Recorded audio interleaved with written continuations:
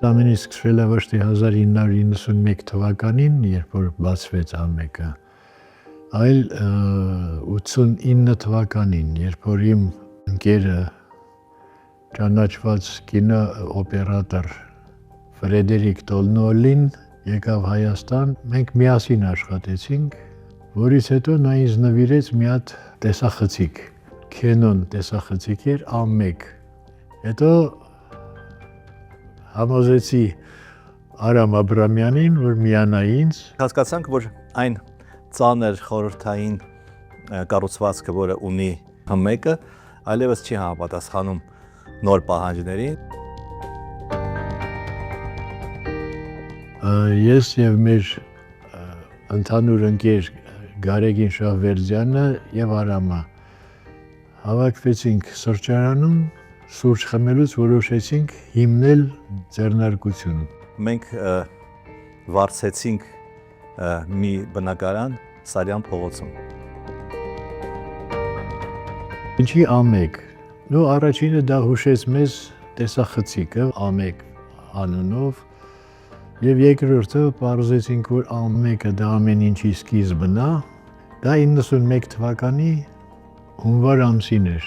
Ինչպես ուրախացա, որ բզդի կամերա մարդ սարքես ստուդիա։ ԱՄԵԿ բարձր որակ։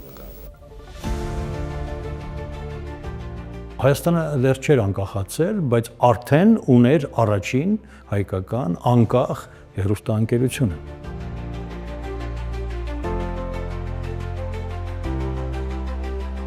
Ասում ենք անկախ հեռուստատեսություն, բայց այդ սկզբում եթե չկար,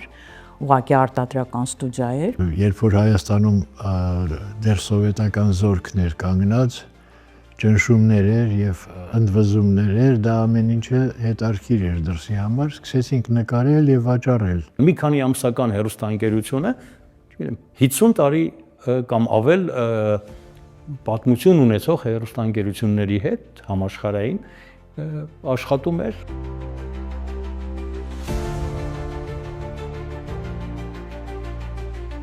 Մի հայտարարություն ընկավ աչքիս տակ, դուք ուզում եք լինել հեռուստա աստղ։ Կարդացի տենամ ԱՄԵԿ, իսկ ԱՄԵԿ-ը այդ վաղ ոնց որ մեծ ցուցանիշ է, էլի։ Ես անում եմ պաստորեն հայերեն, ԱՄԵԿ-ի համար եւ այդ նույն նյութը թարգմանվում է ռուսերեն, ուղարկում ենք Մոսկվա, հետո դրան ավելացավ BBC-ն, Reuters-ը։ Այնուհետև կարողացանք կապ հաստատել ռուսական Վեստի լրատվական ծրագրի հետ։ Ժամանակ Վեստին դա դեմոկրատիայի, ռուսական դեմոկրատիայի ամրոցն էր եւ այնտեղ աշխատում են այն մարդիկ, ովքեր հետո դարձան NTV-ի, Независимой գազետայի աստղեր։ Այն ժամանակ Միր հեռուստաընկերության առաջին թողարկումները մենք ենք անում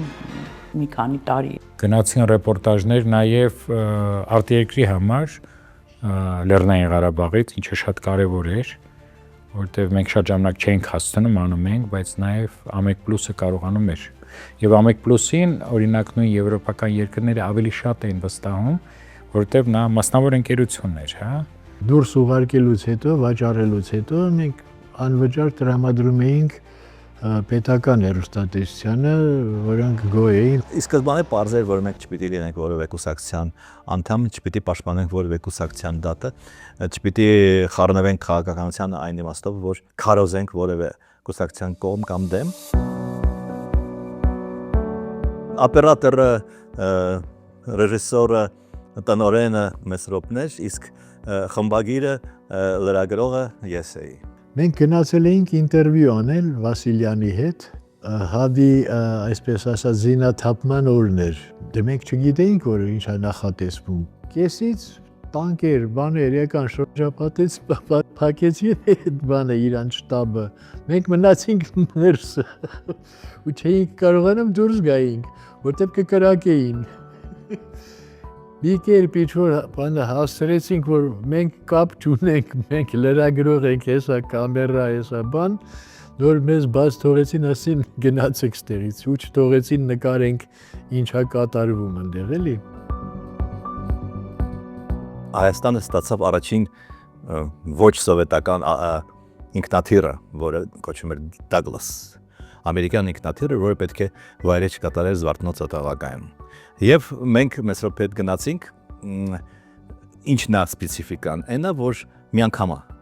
այսինքն եթե Մեսրոպը չկարողանար վայրեջքը նկարել կամ սխալ նկարել եւ հետո դուրս գալ իմ վրա, հա, ստենդափի,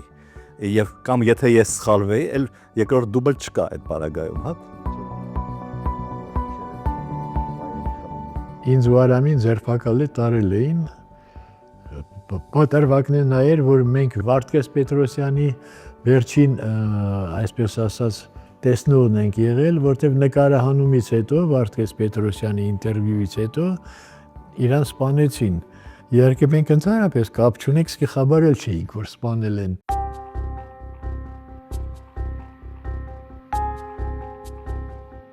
Հենց առաջի օրվանից մենք որոշեցինք, որ բոլորս պետք է գնանք պատերազմ։ Որոշվեց, որ խմբեր են գնալու հերթափոխությամբ եւ իրանք աշխատեն այնտեղ։ Առաջի հերթափոխը իհարկե Արամ Աբրամյանն էր։ Նկարահանումներ անում էինք Շահումյանի շրջանի Ղարաչինար գյուղում եւ այնտեղ անդադ ռմբակոծվում էր այդ գյուղը, բայց մենք ինձ համար պետք էր մի անգամ ստենդափ անել եւ չէր հաջողվում, որովհետեւ անդադ կրակում էին եւ գյուղացիները ինձ խորհուրդ տվեցին բարձրանալ եկեղեցու մոտ, ասում էին, որ այնտեղ ոչ մի փամփուշտ չի հասնում եւ ոչ մի կրակոց չի։ Եվ իսկապես այնտեղ ես կարողացա մի քանի դուբլով նկարել։ Իմ առաջին գործուղումը Ղարաբաղ օգոստոսին էր, այսինքն սովետական։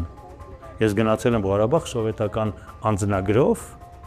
եւ ունեցել եմ գործուղման թերթիկը, որը Մեսրոպը գրել է, որտեղ ինչեւ հիմա հիշում եմ, ուրեմն որտեղ գրված էր ռուսերեն անուն ազգանունը, ուղևորվում է Գերանբոյսկի ռայոն Ադրբեջանսկայ ՍՍՍР, դա Շահումյանի շրջանն էր։ Մենք գնացել էինք Շահումյան, որտեղ Շահումյանում առաջի անգամ ադրբեջանցիները օգտագործեցին գրադ այդ սարքերը, իրանց սովետական բանակից ինչ-որ գումարներով վերցնում էին եւ Շահումյանը երեկոյա որ չերևա գրակում էին Շահումյանի վրա։ Մենք էլ խնդիր կար, որ գնայինք, գտնեինք, այդ նկարեինք ոնց են իրանք ռմբակոծում եւ հասցնեինք այն վաղ հեքիաթայի մտքեր կար, որ եթե Գորբաչովի մենք հասցնում ենք նկարածները, մի բան կփոխվի։ Ռազմաճակատը մեծ չէր, Արցախը փոքր է, բայց գրեթե բոլոր կարևորագույն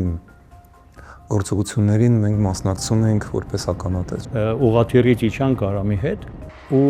ստացվեց այն շատ քարքարոտ բան ճանապարհով ոտքով երկար գնում էինք ու ստացվեց այնպես,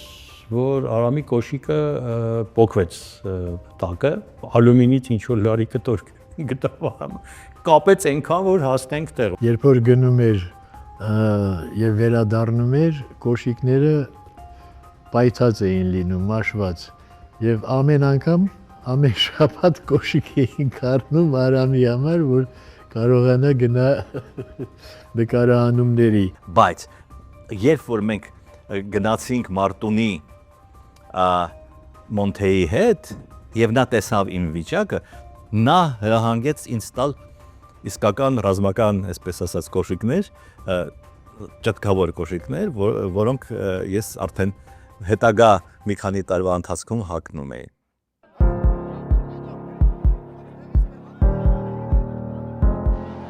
Երբ որ առաջի զոհերը սկսեցին գալ եւ Եռաբլուրի առաջի արդեն զոհված տղաներին, ուրեմն ոչ մեկ իրավունք չուներ ընդնակալելու, ոչ մեկ, բացի այն տղաներից, ով մասնակցել է պատերազմին, ու այդ համար մեծ պատիվ էր։ Շատ դժվար էր հասնել, մենք ուղղաթիռով գնացինք մի 2-3 օր սպասելով օդանավակայանում եւ հետո վերջապես ուղղաթիռներից մեկը մեզ ձեռք մեկնեց եւ անձնակազմում մեզ վերցրեց եւ տարավ։ Երբեմն հրամանատարը այդ տղաների ասում էր ավելի լավ է մի 2 բան արկղ, ասենք փամփուշտ տանեմ, քան օպերատոր եւ լրագրող։ Ուղղաթիռը դա սենց ասենք, դա գոլդ վիճակ էր, քրիչքը տևում էր մի ժամ 15 րոպե Եվ հիմնականում իջնում ենք Ստեփանակերտի մարզադաշտում։ 92, 93, 94, 95 թվականներին շատ լուրջ ֆիլմեր արվել Հայաստանի մշակույթից, քաղաքական կյանքից, արդյունաբերությունից, այդ ամեն ինչ ուզում էինք ռեանիմացիա լինի։ Ինչ ասես որ չենք նկարել։ Եվ գովազդ ենք նկարել, եւ համերգներ ենք նկարել, եւ ֆիլմեր ենք նկարել, Եվ արվելա մի նպատակով, որ ժողովուրդը կա լինելու է ու լավ է լինելու։ Դա էր նպատակը, որ ժողովուրդ չընկճվեք։ Մենք ունենք սա, որը դարերով մեզ փրկել է, բերել է, հասցրել է այսօրին։ Այսօր էլ այս ամեն ինչը մեզ օգնում է, որ հաղթենք պատերազմում։ Շուշի գրավման դա իմ կյանքի երևի ամենաերջանիկ օրերն էին, քանի որ եւ թուրքերի եւ նրանց զգեստը նույն սովետական ԽԲ-ն էր, որոշեցին ինչ-որ ձևով որ տարբերվեն ու սկսեցին sense խաչեր դնել, սկզբից այսպես են խաչեր դնում եւ այդ պայն մեկ էլ գալիս է Սրբազանը, Պարքևը, ասում է սպասեք ես ձեզ օրհնեմ, տղաները շարունակում են այդ խաչերը դնել, բայց իր ներկայությամբ հանկարծ խաչերը սկսեցին դնել ոչ թե այսպես, այլ հենց այսպես։ Եվ երբ որ իրենք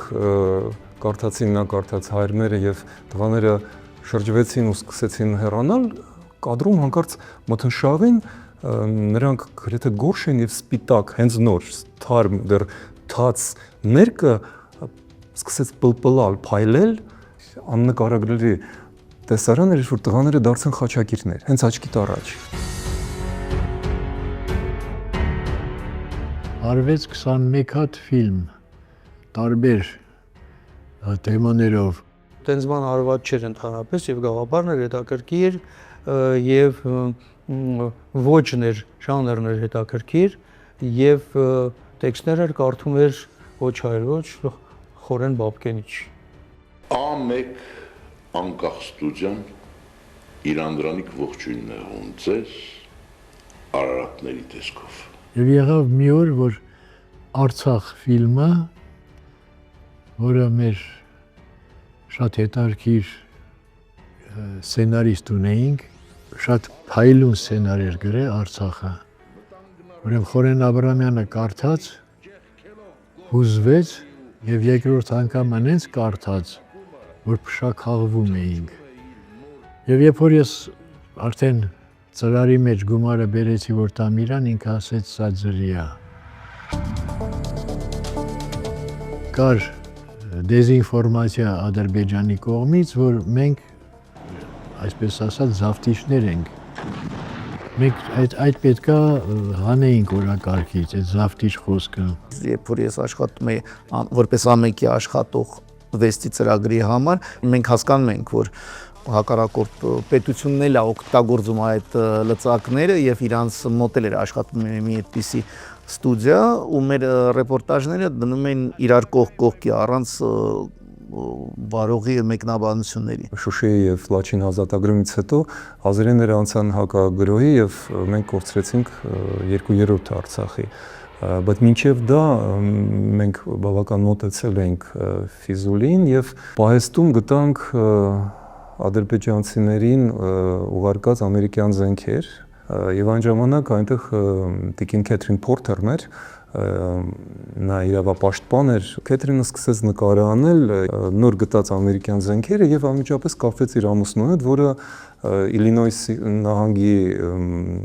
կոնգրեսական էր եւ Միացյալ Նահանգների կոնգրեսում գլխավորում էր մարդու իրավունքների հանձնաժողովը։ Մակնիշները, որ մենք նկարեցինք, ուղարկեցինք, թույլ տվեցին բացահայտել դա, որ Թուրքիան Ադրբեջանը ուղարկում էր փաստորեն ապօրինի կերպով ամերիկյան զենք, եւ դա սկանդալ առաջացրեց եւ բերեց նրան, որ ընդունվեց հատուկ օրենք Ադրբեջանին զենք վաճառելու արգելանքով։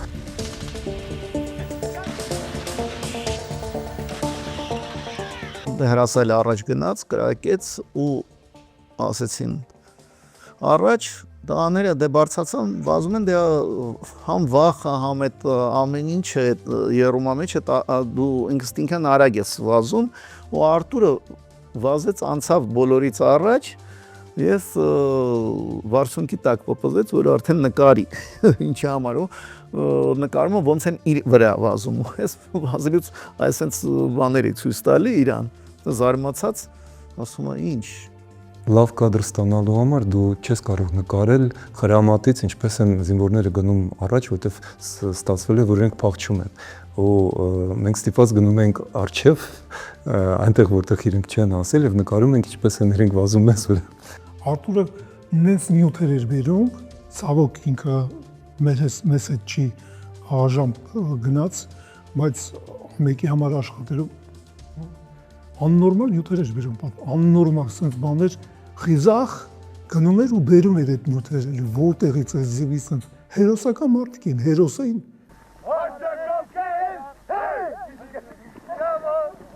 Լույս չկար, 2 օր անընդմեջ չկար,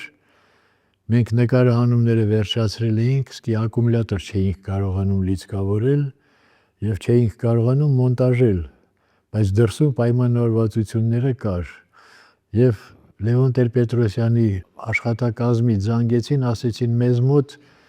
բան ենք միացրել, դվիժոկ ենք միացրել, մի քիչ կարող եք օգտվել Դուք չեք պատկերացնում բետական մագնիտոֆոնները, որոնք երևի մի 30-35 կիլո էին։ Ձեռքով Գրիգոր Լուսավորիչի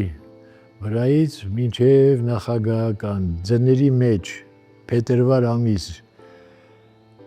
հասել ենք նախագահական, այնտեղ մոնտաժել ենք եւ ոդկով դա հասցրել ենք հեռուստատեսություն, որ ռելեային գծով կարողանանք ուղարկենք։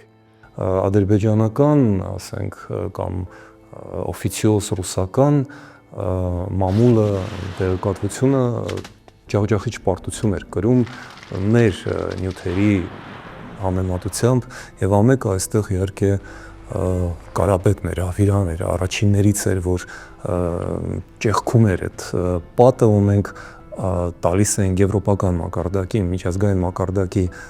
տեղեկատվություն 95 թվականին Մոսկվայում ընդհանուր ժողով էր հեռուստաընկերության տնօրենների եւ ադրբեջանցի տնօրենը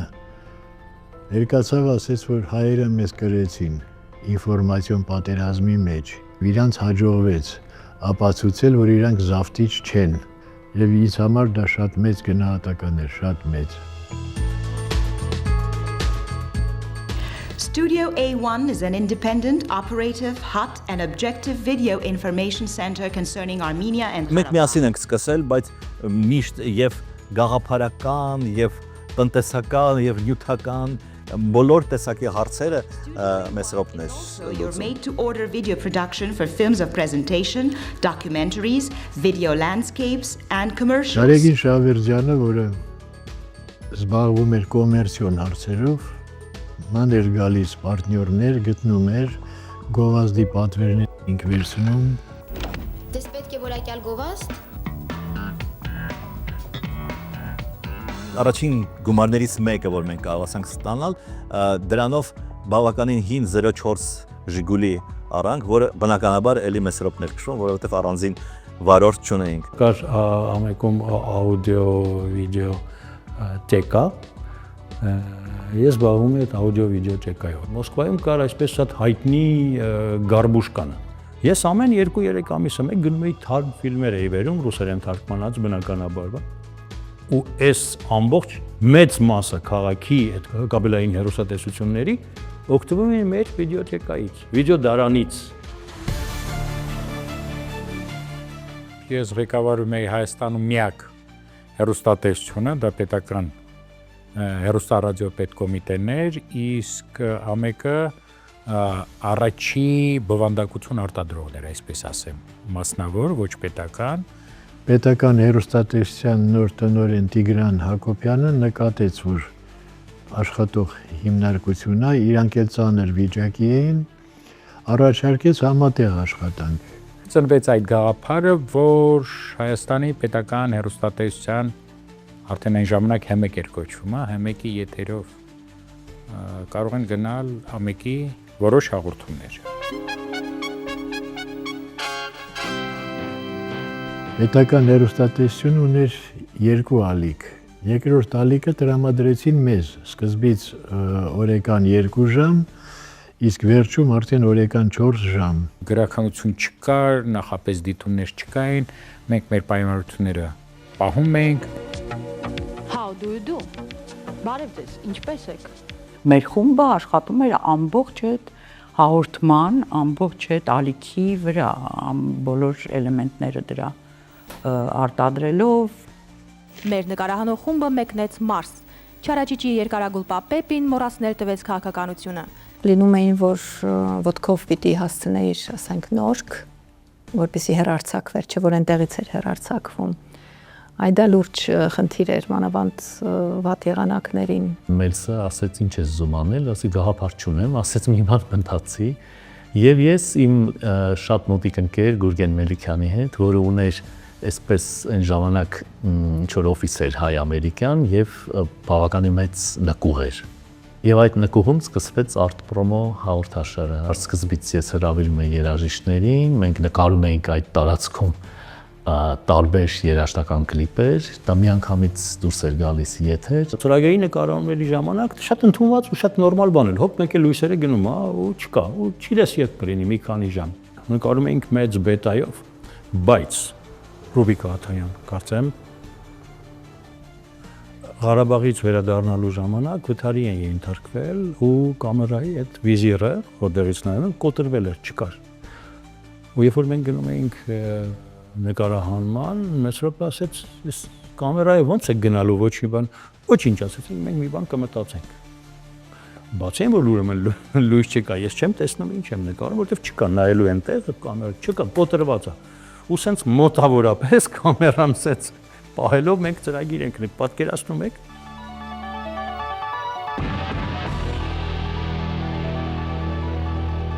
Տենց պայմանացություն ձեռք բերեցինք, որ մենք ձեր համար շապկաներ ենք անում, դուք էլ մեզ մի հատ փուճուրիկ երևի մի 5 քառակուսի մետր տարածք էր, մեր կոմպյուտերը դրել էինք այդտեղ աշխատում էինք եւ մի քանի շապկա ստեղծեցինք, IPV-ի բանը գլխադիրը արեցինք, հետո ամեն կադրը հաշվում էր 4.5 ժամ, ու մենք ունենք մի կոմպյուտեր ընդամենը, ու մենք դրել էինք այդ հաշվարկի, գնացել էինք Սևան հանգստանալու մի 10 օրով, մեկ տեն շաբաթը մենք գնում էինք, նայում էինք ինչքան է հաշվել, իսկ օրական մի 5-6 կադր էր հաշվում, էլի, այդ sense հայտարարակ ծանր հաշվարկ էր։ Պայմանավորվել էինք FIFA-ի հետ, որ պետք է պայմանագիր ստորագրենք, տրանսլյացիաներ անենք ֆուտբոլը։ Ես հանդիպման գնացի Կատովիցե քաղաք FIFA-ի ներկայացուցիչի հետ։ Եվ ստորագրելուց հետո վերադարձա, տեսա, որ ամերիկա փակ է։ Անում ենք հաղորդում, որը կոչվում էր post-scriptum, ու այդտեղ ես ուղիղ եթերում էի խոսում առանց սուֆլորի, այդ վաղտ սենց ժողովրդավարաղ ուժը սկսեց դաշնակների հետ պայքարել։ Փակվեցին իրանց լրատվամիջոցները, ազատազրկվեցին իրանց առաջնորդները, ու դա իհարկե թեմա էր նաև իմ մեկնաբանություններով։ Խնդիրն այն էր, որ Վազգեն Սարգսյանը համասեփականատեր Լևոնի միջոցով ուրեմն ուզում էր իր թաթը դներ ամեկի վրա եւ բնականաբար շատ լարված վիճակ էր եւ մենք սպասում էր որ կարող է ինչ-որ ավելի sense ուժային կառույցների կողմից ցուցադրաբար գործողություններ սկսվել եւ ասաց որ մենք գնանք Սևան։ Գնացի Վանո Սիրադեղյանի մոտ, իսկ Վանո Սիրադեղյանը զանգահարեց իր տեղակալ Հայկ Հարությունյանի, կարծեմ Հայկ Հարությունյանի, հա, որը ոստիկանապետ էր մի ժամանակ հետո, ասաց, որ ոստիկանությունը չպիտի խառնվի այդ կռիվներին եւ դա շատ մեծ օգուտ բերեց։ Հետո սկսեցինք բարձել, որ պատճառը նա էր, որ ընտրությունները, որը 95 թվականին պետք է անցկացվեր, մեզ եղել էր առաջարկ աշխատել այսպես ասած ինչ-որ թիմի համար, մենք հրաժարվել էինք, այդ թիմը դիմել է դատախազությունն եկել է, պլոմբել է, այսպես ասած, ամեկը 3 ամիս հետո հակվելուց մաքուր դուրս եկանք, մենք պրոբլեմ չունեինք։ Ամեկը ամբողջովին արտացոլում այն ամեն ինչ, ինչ երկրում էր կատարվում, որովհետև տարբեր ճգնաժամերի ժամանակ դա նաև ազդում էր ամեկի վրա եւ ամեկ տարբեր պատճառներով փակվում էր։ Ժողովուրդը նայում էր ամեկը եւ ժողովուրդը հավատում էր ամեկին, հիմնական իրենց խնդիրներ անունը վերցնելը։ Ուրիշ մարդ ղեկավարի եւ աշխատի իրենց ուզած ձևով։ Այդտեղ իհարկե ես չանդուրժեցի, պայքարեցի, կնիկը պայեցի, չտվեցի, եղավ պրոբլեմներ դատախազության հետ եւ չնաս չհաջողվեց այդ իրականացնեն իրենց պրոյեկտը։ Ամբողջը տարել էին սեղան, աթոռ, ամենամեծ կորուստը իհարկե մեր այդ տարիների արխիվն էր, որը անվերադարձ կորուստ եղավ, բավականի լուրջ արխիվ էր հավաքված 91 թվականից մինչև 95 թվականը։ Որպես երաժշտագետ ես 83 թվականից վարում էի պատանեկության համար երաժշտական հաղորդում, որը կոչվում էր Մեղեդի։ Զուտ լրագրողական աշխատանքը, որը երաժշտության հետ կապ չուներ, ես սկսեցի հենց Ամեկ Պլյուսում։ Ամեկում, Ամեկ Պլյուսը մի քիչ հետո էր։ Ամեկը եւ մասնավորապես Մեսրոպը նաեւ իրականում շատ ճիշտ տեղ էր, որպեսզի մարդիկ կարողանան եւ փորձեն ինչ-որ նոր բաներ անել, նոր բաներ փորձել, նոր ձևի աշխատել։ Այն ինչ որ հիմա ես անում եմ ու կարողանում եմ անել, սկսած օպերատորությունից, մտածողություն, պրոֆեսիոնալ առումով մտածողությունը, ռեժիսուրան, եղել այդ Ամեկի շրջանում, ես կայացել եմ Ամեկի շրջանում որպես մասնագետ, որ հիմա կարողանում եմ աշխատել։ Ամեկը դպրոց էր։ Ամեկը դպրոց էր շատ-շատերիս համար եւ շատ լուրջ դպրոց էր, հեռուստատեսային ոչ միայն դպրոց, կյանքի դպրոց էր Ամեկը։ Եվ այդ դպրոցը մեր թիմը անցել է ճակատը բաց։ Գործնական դպրոց էր լրագրության եւ մի քիչ ուրիշ դպրոց էր, քան այն ինչի միջով ես անցել էի խորհրդային տարիներին եւ նաեւ համալսարանում անշուշտ մինչ այդ սովորել ես։ Շատ ազատ էին, շատ իրար նկատմամբ հարգանքի, բայց նաև ներքին քննադատությունը շատ խրախուսվում էր եւ մենք օրինակ Մեսրոպի հետ շատ էինք խոսում, վիճում, քննարկում, ինչպես անել, ինչպես փոխել։ Մենք այլ էինք, մենք ավելի աղքատ էինք, մենք միգուցե կենցաղային առումով չենք ձգի այսօրվա մեր կենցամակարդակին, բայց մենք ազատ ենք եւ երջանիկ։ Մենք ապրում ենք անկախ ազատ Հայաստանում, որը հաղթանակած էր դուրս եկել պատերազմից, որի սահմանները ընդլայնված էին եւ դա բնականաբար ձևավորում էր հանրային որոշակի գիտակցության տեսակ։ Այսինքն մենք մեզ լավ էինք զգում որպես քաղաքացի երկրի